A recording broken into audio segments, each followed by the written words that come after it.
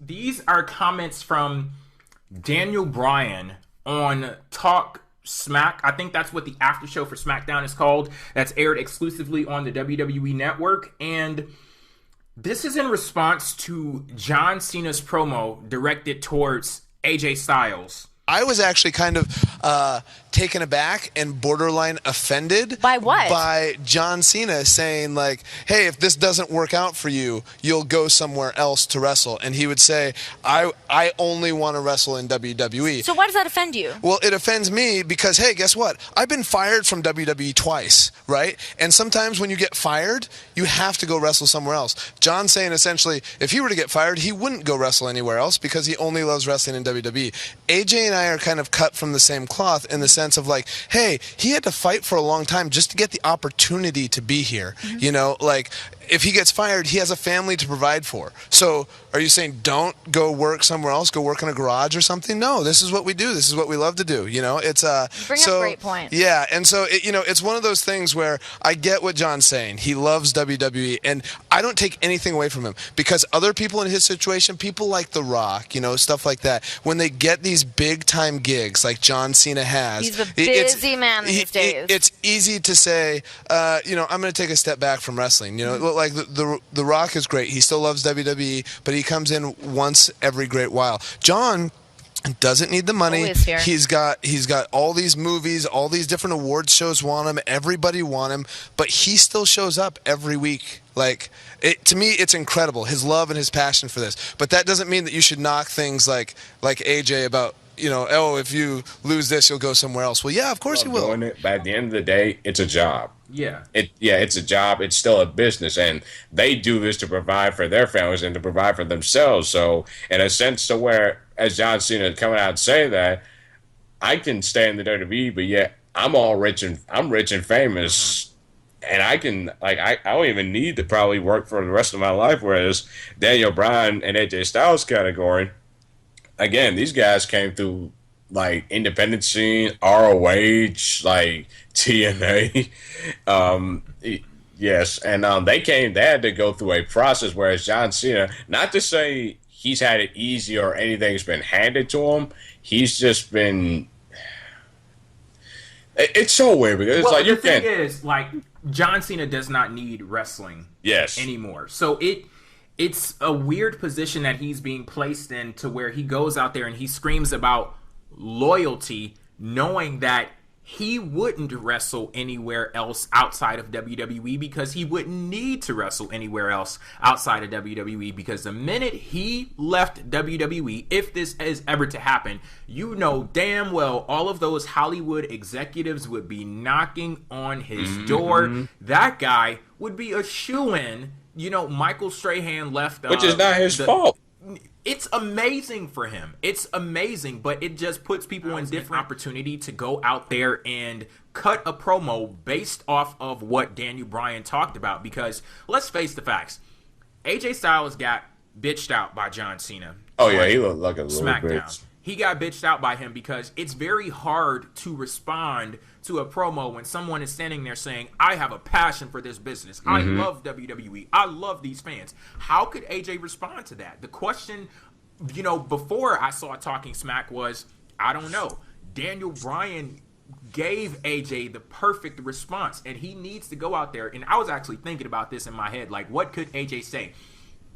Go out there and talk about how loyalty is not a luxury you can afford. Like, it's cool for John Cena to stand in the ring and talk about loyalty, but that's only half the story. And then tell that story about, you wouldn't wrestle anywhere else because you wouldn't need to wrestle anywhere else. He's a millionaire already. AJ Styles, him wrestling, puts food on his family's table. Then talk about how if I went to the electric company and instead of paying in money, I paid in loyalty, my lights are getting shut off. If I went and I paid my mortgage in loyalty instead of money, my ass will be sitting out on the curb. If I went to the grocery store and I gave the cashier loyalty instead of money, my kids are going to sleep hungry tonight.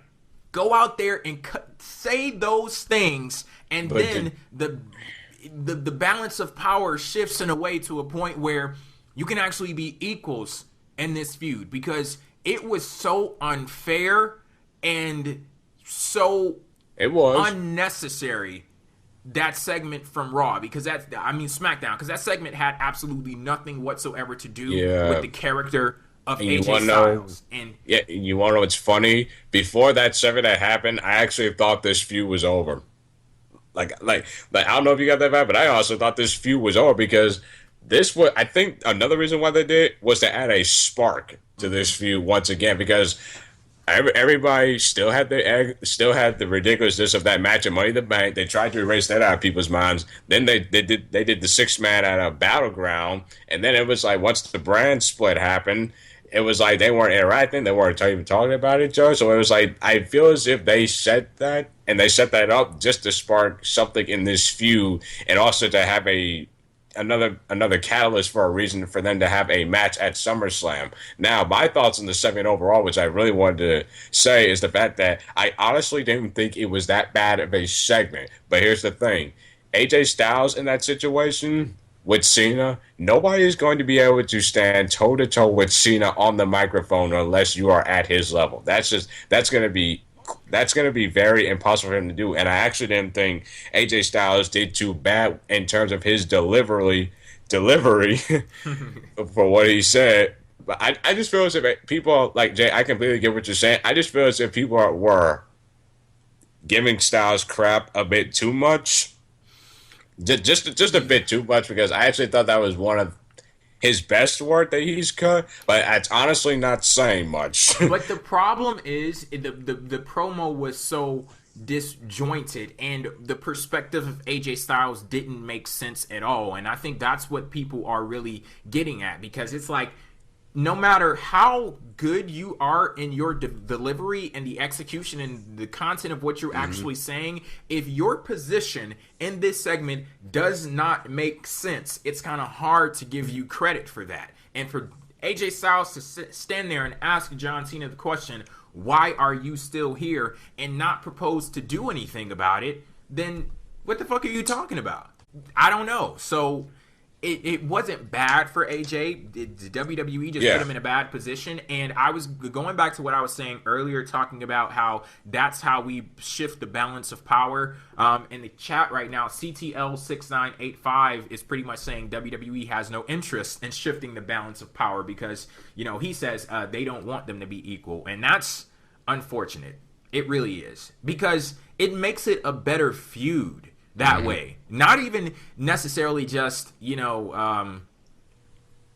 what it does for John Cena's character. Because shit, as far as I'm concerned, it ain't done nothing. As far as I'm concerned, you don't win by throwing all of your eggs in the basket of John Cena and pushing the feud so far in his advantage. That's not a win to me. If I'm, in my mind, if I'm a professional wrestler and I'm going out there and I'm performing, I don't want to get a fucking win all the time. Like, I don't want to, after every promo segment, I clearly won. After every match, I'm winner.